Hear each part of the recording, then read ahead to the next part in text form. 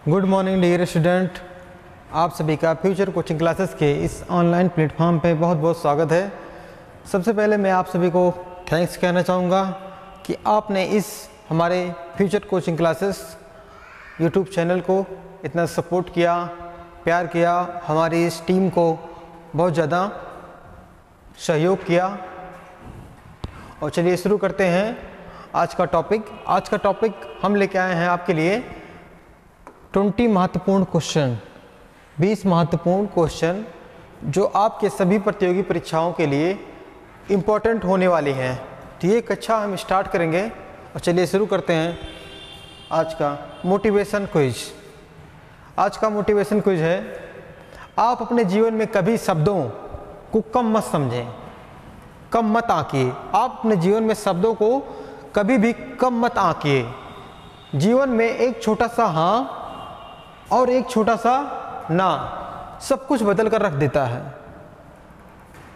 आपका जो क्वेश्चन को टच करेंगे, आप क्वेश्चन का जवाब देंगे, उसमें आप जो यस करते हैं उसे हाँ समझें, और जो आप रॉन्ग करते हैं, गलत करते हैं कि ये नहीं होगा, तो ये रॉन्ग समझें, तो ना समझें। तो इसलिए आप कोई भी क्वेश्चन किसी भी एग्ज़ाम में बैठें तो सभी क्वेश्चनों को एक बार आराम से पढ़ लें, तभी उस क्वेश्चन को आंसर लिखें, क्योंकि आपका एक ही क्वेश्चन कभी कभी आपकी लाइफ के लिए बहुत महत्वपूर्ण हो जाता है, और इसलिए आप यस और नो को कभी भी कम ना आंकें। तो चलिए शुरू करते हैं। पहला क्वेश्चन है जो बहुत ही इम्पोर्टेंट है, आयुर्वेद अर्थात जीवन का विज्ञान का उल्लेख सर्वप्रथम कहाँ पे मिला? आयुर्वेद अर्थात जीवन का विज्ञान का उल्लेख सर्वप्रथम कहाँ से मिलता है? तो बताइए। नंबर ए आरण्यक से, नंबर बी सामवेद से, नंबर सी यजुर्वेद से, और नंबर डी है अथर्ववेद से। तो आंसर क्या होगा बताइए? तो आंसर हो जाएगा अपना, जी हाँ, आंसर डी, अथर्ववेद से हमें जीवन का विज्ञान अर्थात आयुर्वेद शब्द मिला है। कहाँ से? अथर्ववेद को। तो बताइए अथर्ववेद का उपवेद क्या है? अथर्ववेद का उपवेद शिल्पवेद है। क्या है? शिल्पवेद।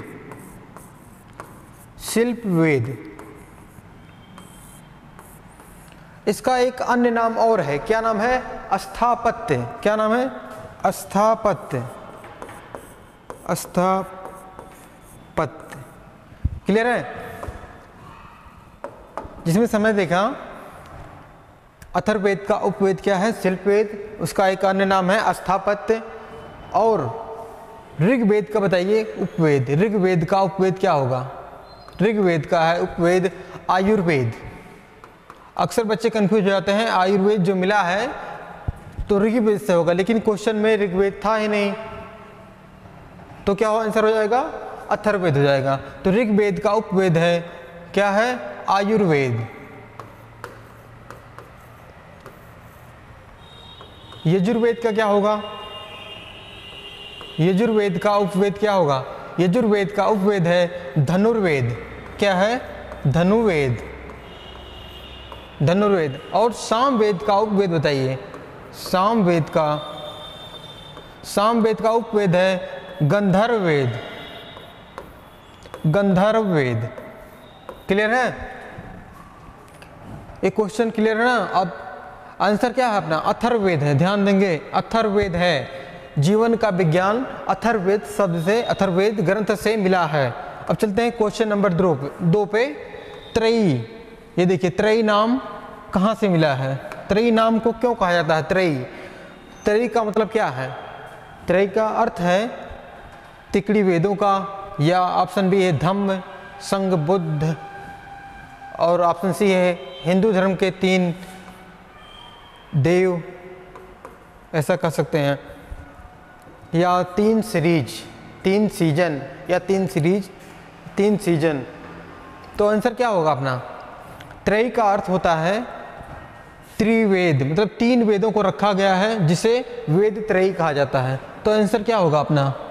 तिकड़ी वेदों। जिसमें से कौन कौन से वेद आते हैं? ऋग्वेद, यजुर्वेद और सामवेद। इन तीनों वेदों को क्या कहा जाता है? इन तीनों वेदों को वेद त्रयी कहा जाता है। क्वेश्चन में आपको हमेशा देखिए, आपको क्वेश्चन में हमेशा वेद त्रयी नहीं लिखा जाएगा, आपको त्रयी शब्द भी मिलेगा। आप इससे हैरान नहीं होंगे। त्रयी का अर्थ होता है ऋग्वेद, यजुर्वेद और सामवेद। इन तीनों वेदों को वेद त्रयी कहा जाता है। चलिए, इसका आंसर क्या हो गया? त्रिकड़ी वेदों का, मतलब 3 वेदों का। क्लियर है? अब चलते हैं क्वेश्चन नंबर 3 पे।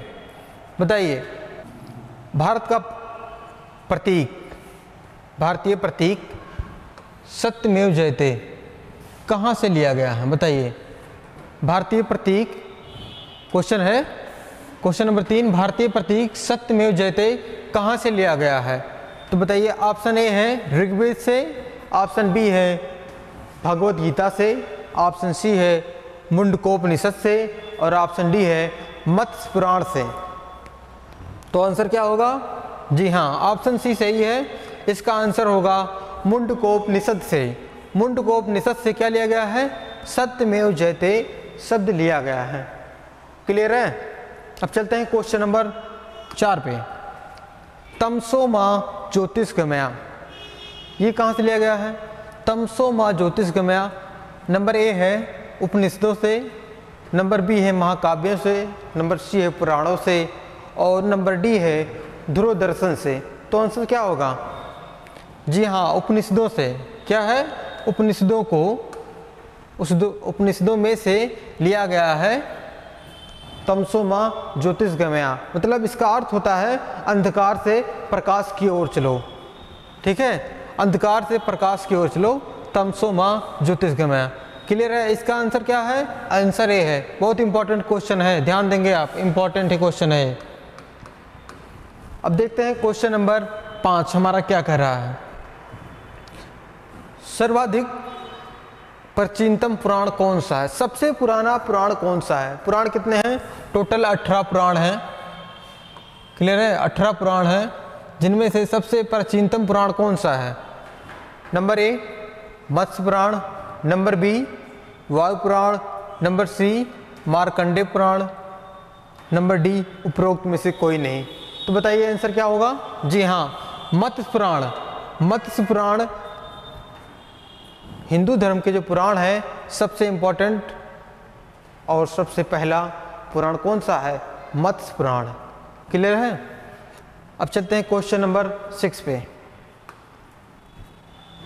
मौर्य सम्राट अशोक के बारे में किस बौद्ध साहित्य से जानकारी मिलती है?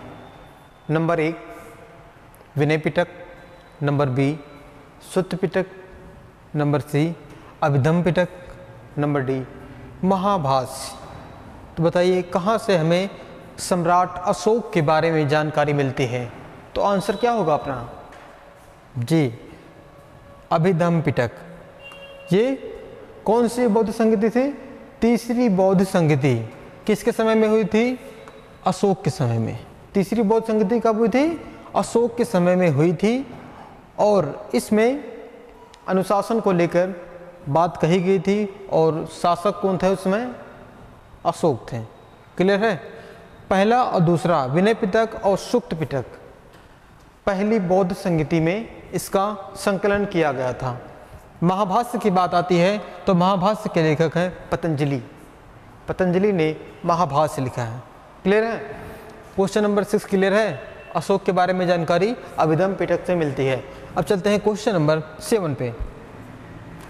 भारत के किस राज्य की सबसे लंबी तटीय रेखा है? तो बताइए भारत के किस राज्य की सबसे लंबी तटीय रेखा है?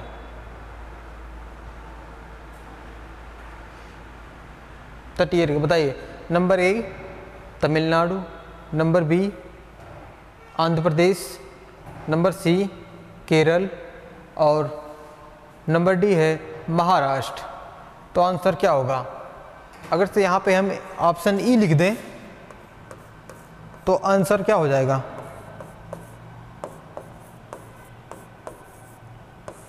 गुजरात।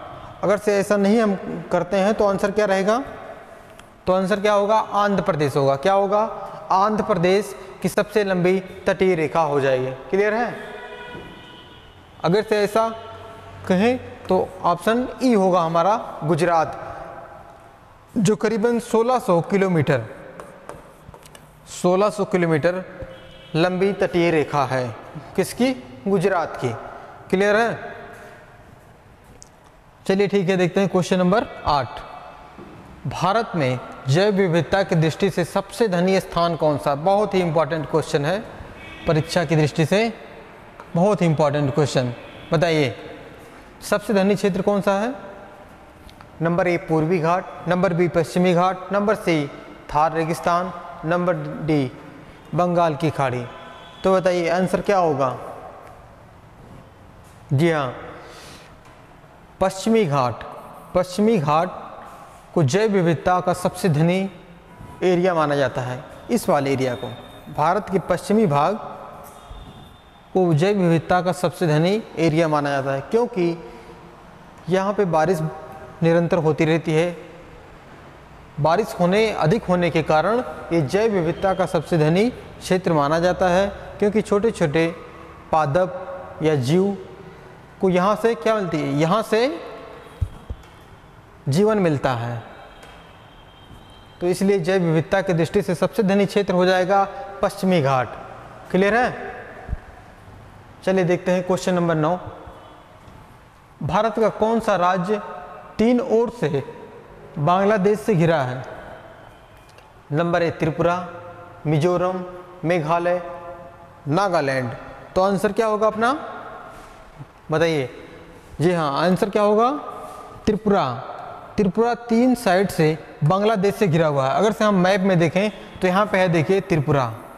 त्रिपुरा यहाँ पे है जो तीन साइड से बांग्लादेश से घिरा हुआ है। क्लियर है? तो आंसर क्या हो जाएगा अपना?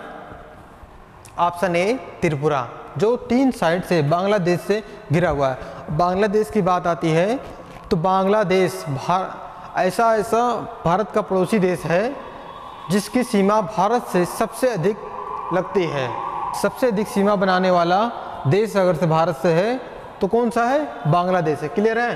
अब चलते हैं क्वेश्चन नंबर 10 पे। भारत के किस राज्य को चीनी का कटोरा कहा जाता है? Option A Punjab, option B Madhya Pradesh, option C Andhra Pradesh और ऑप्शन डी उत्तर प्रदेश। तो इसका आंसर क्या होगा? बताइए। तो इसका आंसर है उत्तर प्रदेश। उत्तर प्रदेश को भारत का चीनी का कटोरा कहा जाता है। क्लियर है? भारत का चीनी का कटोरा कहा जाता है उत्तर प्रदेश को। धान की कटोरे की बात आती है तो भारत में धान के कटोरे को आंध्र प्रदेश को कहा जाता है। इसको आंध्र प्रदेश को भारत का धान का कटोरा कहा जाता है। क्वेश्चन नंबर 10 का आंसर क्या है? उत्तर प्रदेश। सबसे अधिक गन्ना यहीं पे होता है। क्लियर है? अब चलते हैं क्वेश्चन नंबर 11 पे। भारत की किस नदी को वृद्ध गंगा, पुरानी गंगा के नाम से जाना जाता है? पुरानी गंगा या वृद्ध गंगा के नाम से जाना जाता है। तो आपका पहला ऑप्शन है यमुना नदी, ऑप्शन बी है नर्मदा नदी, ऑप्शन सी है गोदावरी नदी और ऑप्शन डी है कृष्णा नदी। तो आंसर क्या होगा? बताइए आंसर क्या होगा? जी हाँ, गोदावरी नदी को पुरानी गंगा, अगर से पुरानी गंगा कहा जाता है। अगर से दक्षिण की गंगा क्वेश्चन में दिख जाए, दक्षिण की गंगा किसे कहा जाता है, तब भी अपना आंसर क्या रहेगा? गोदावरी नदी। आंसर क्या रहेगा? गोदावरी नदी। अगर से क्वेश्चन में दिया आता है दक्षिण भारत की गंगा, दक्षिण भारत की गंगा किसे कहते हैं? तो ऑप्शन हो जाएगा अपना कावेरी नदी। कावेरी नदी को कावेरी नदी को दक्षिण भारत की गंगा कहते हैं। ठीक है? दक्षिण की गंगा गोदावरी नदी, दक्षिण भारत की गंगा कावेरी नदी। क्लियर है? भूलना नहीं है। ये गोदावरी नदी जो है, इसलिए बूढ़ी गंगा इसलिए कहा जाता है क्योंकि जो इसका क्षेत्र है बहुत ज़्यादा है। ज़्यादा क्षेत्र होने के कारण इसका विस्तार बहुत ज़्यादा क्षेत्रों में हो गया है, जिसमें महाराष्ट्र, तेलंगाना, आंध्र प्रदेश, छत्तीसगढ़, उड़ीसा कौन से हैं? महाराष्ट्र, तेलंगाना, आंध्र प्रदेश, उड़ीसा, वेस्ट बंगाल से होते हुए ये चली जाती है बंगाल की खाड़ी में। तो इसका जो एरिया है बहुत ज़्यादा होने के कारण इसलिए वृद्ध गंगा इसे कहते हैं। तो इसका जो एरिया है करीबन 1465 किलोमीटर है। कितना है? गोदावरी नदी का है 1465 किलोमीटर। क्लियर है? अब कावेरी नदी की बात आती है तो इसे दक्षिण भारत की गंगा इसलिए कहा जाता है, जिस प्रकार से गंगा नदी को पवित्र माना जाता है उसी प्रकार से कावेरी नदी को दक्षिण भारत में पवित्र माना जाता है, इसलिए कावेरी नदी को दक्षिण भारत की गंगा कहा जाता है। क्लियर है? अब चलते हैं क्वेश्चन नंबर 12 पे। इंदिरा गांधी नहर किस नदी से निकली है? बताइए, इंदिरा गांधी नहर किस नदी से निकली है? ऑप्शन ए सतलज नदी, ऑप्शन बी सिंधु नदी, ऑप्शन सी रावी नदी, ऑप्शन डी व्यास नदी। तो आंसर क्या होगा बताइए जल्दी से। जी हाँ, आंसर क्या है? सतलज नदी से निकली है। अगर से पूछता है कौन सा बांध है, किस बांध से इंदिरा गांधी नहर निकली है, तो कौन हो जाएगा? हरिकेन। क्या नाम है उसका? Hurricane barrage. हरिकेन बैराज से इंदिरा गांधी नहर निकली है, जो कहाँ पे है? जो पंजाब में है। पंजाब में है हरिकेन बांध बैराज, जहाँ से इंदिरा गांधी नहर निकली है। इंदिरा गांधी नहर का सबसे अधिक देखा जाए लाभ तो किसको होता है? राजस्थान को होता है। क्लियर है? राजस्थान को सबसे अधिक कृषि के लिए लाभ होता है इंदिरा गांधी नहर का। क्लियर है? अब चलते हैं, इसकी जो लंबाई है 649 किलोमीटर। इंदिरा गांधी जो नहर की लंबाई है 649 किलोमीटर इंदिरा गांधी नहर की लंबाई है।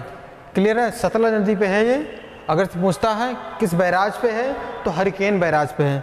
देखते हैं क्वेश्चन नंबर 13।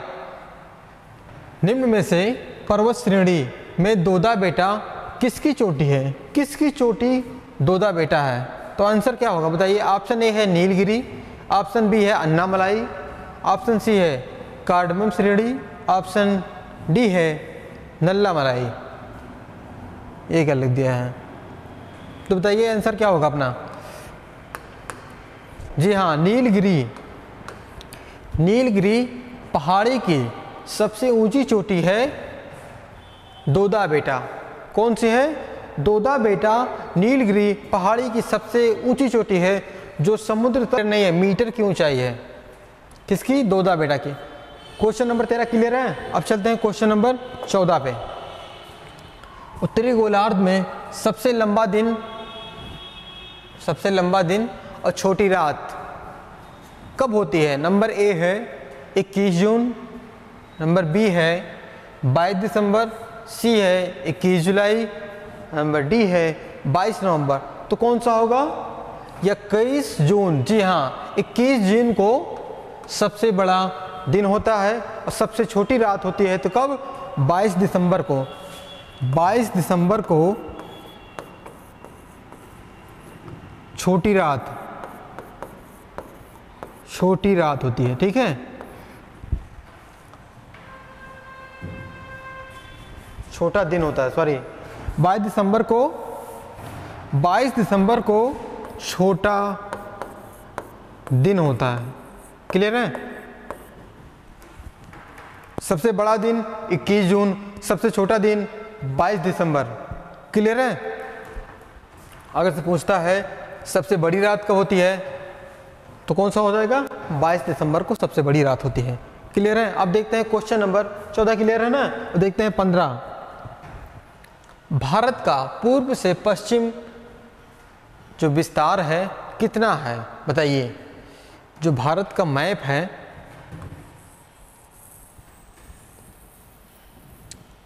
बताइए यहाँ तक पूर्व से लेके पश्चिम तक विस्तार कितना किलोमीटर है? तो बताइए। अगर से पूर्व से पश्चिम पूछता है तो पूर्वी कौन सा है और पश्चिमी कौन सा है? पश्चिमी पहले हम देखते हैं गौहर मोती। कहाँ पे? गुजरात में है गौहर मोती, और अरुणाचल प्रदेश में है किबुथु। कौन सा है? किबुथु नामक स्थान है जो सबसे पूर्वी क्षेत्र माना जाता है, सबसे पूर्वी सीमा मानी जाती है, पश्चिमी सीमा मानी जाती है गौहर मोती को। तो क्या पूछा है, इसके और इसके बीच की दूरी कितनी है? तो ऑप्शन ए है 2935 किलोमीटर, ऑप्शन बी है 3214 किलोमीटर, ऑप्शन सी है 2933 किलोमीटर, ऑप्शन डी है 2824 किलोमीटर। तो आंसर बताइए क्या होगा? जी हाँ, सही बोल रहे हैं, 2933 किलोमीटर। कितनी है?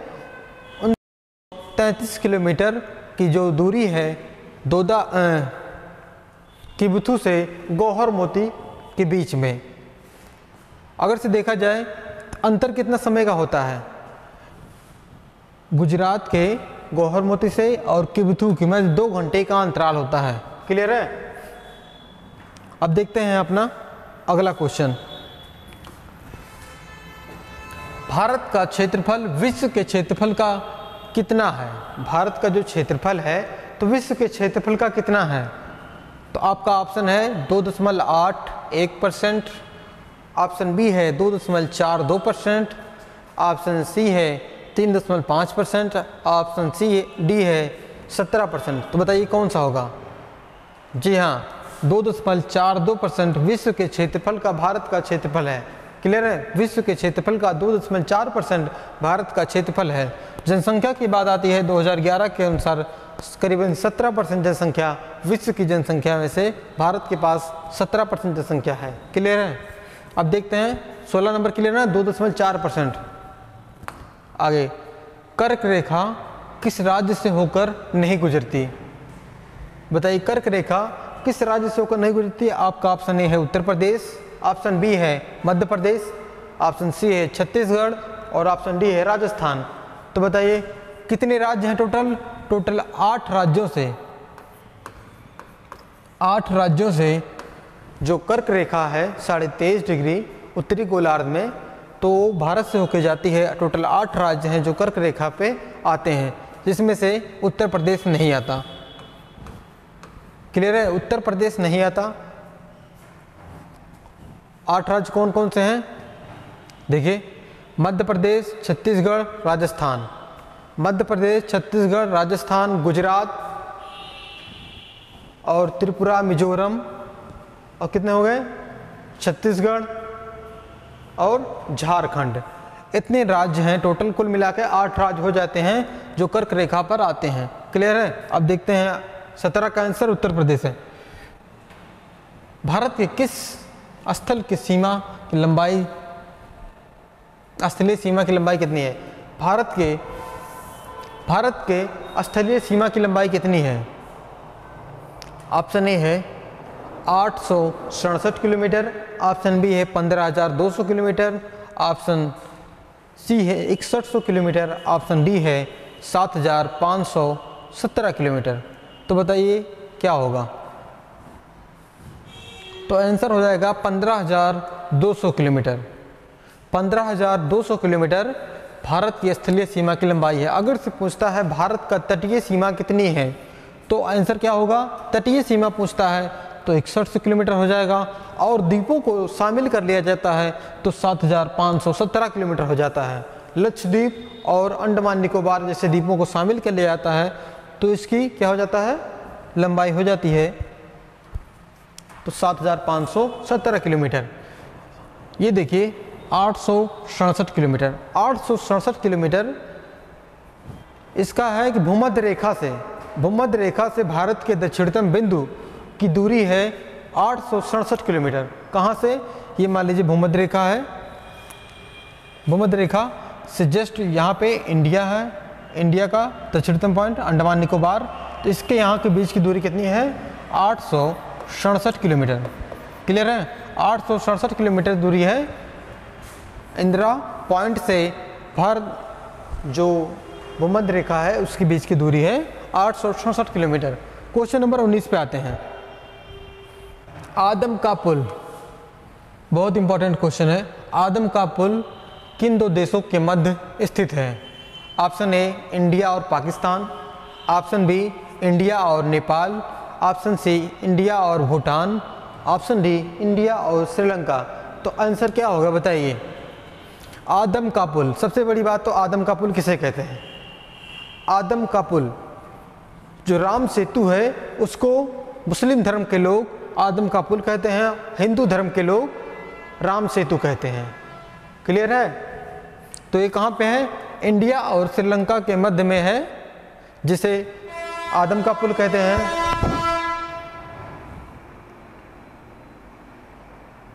जिसे आदम का पुल कहते हैं, जिसे राम सेतु भी कहते हैं। अभी एक मूवी आई थी अक्षय कुमार की, राम सेतु, तो उसमें दर्शाया गया है कि राम सेतु कैसे है, राम सेतु कितना पुराना है। तो इस बात के लिए व्याख्या की गई है राम सेतु मूवी में। अब चलते हैं क्वेश्चन नंबर 20 पे। भारत का कौन सा राज्य सबसे अधिक, जो राज्य है अधिक राज्यों को टच करता है? तो बताइए कौन सा होगा? ऑप्शन ए है मध्य प्रदेश, ऑप्शन बी है राजस्थान, ऑप्शन सी है तमिलनाडु और ऑप्शन डी है उत्तर प्रदेश। तो बताइए कितना है, कौन सा होगा? जी आंसर अपना है उत्तर प्रदेश। उत्तर प्रदेश 8 राज्य और 1 केंद्र शासित प्रदेश को टच करता है। कितने? 8 राज्य और 1 केंद्र शासित प्रदेश दिल्ली को टच करता है उत्तर प्रदेश, इसलिए अपना आंसर हो जाएगा उत्तर प्रदेश। क्लियर है? अब देखेंगे, हमने जो बताया था, देखिए किबुथु है और इधर पे है गौहरमोती, दूरी कितनी है? 2933 किलोमीटर। और अगर से इंदिरा कोल से कन्याकुमारी की दूरी पहुंच जाती है तो 32 से 14 किलोमीटर है। समुद्र तल की लंबाई हमने बताया 7517 किलोमीटर है। भूमि के तट के 6100 किलोमीटर है। कर्क रेखा 8 राज्यों से हो जाती है। भारत का क्षेत्रफल हमने 32,87,263 वर्ग किलोमीटर है और जमीनी सीमा देखिए 15,200 किलोमीटर है, जो हमने क्वेश्चन में देखा। आज की ये क्वेश्चन की श्रृंखला हमारी जो थी 20 क्वेश्चन, जो इम्पोर्टेंट 20 क्वेश्चन की श्रृंखला रखी गई थी,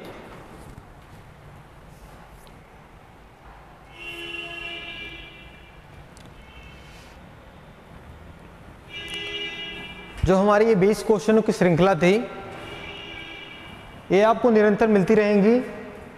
और आप निरंतर वीडियो पाने के लिए हमारे चैनल को सब्सक्राइब करें और बेल आइकन को भी ऑन कर दें, जिससे आपको नोटिफिकेशन हमेशा मिलता रहे। और हमारी वीडियो को लाइक कीजिएगा और चैनल को सब्सक्राइब कीजिएगा। और मिलते हैं आपसे नेक्स्ट वीडियो में। जय हिंद।